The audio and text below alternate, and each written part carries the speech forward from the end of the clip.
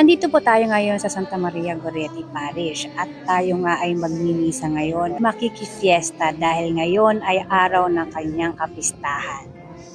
Ang mga salita ni Maria Goretti ay nagbibigay ng malalim na katotohanan tungkol sa kahulugan ng pag-iibig at pangangalaga sa Diyos. Ang buhay ni Maria Goretti ay nagbibigay nga ng mga leksyon tungkol sa kahulugan ng mga gawa.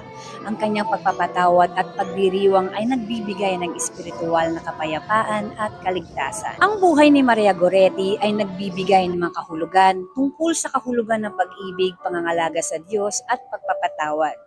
Ang kanyang kwento ay nagbibigay ng inspirasyon at espiritual na lakas sa mga tao upang makapagsimula ng kanilang mga gawa.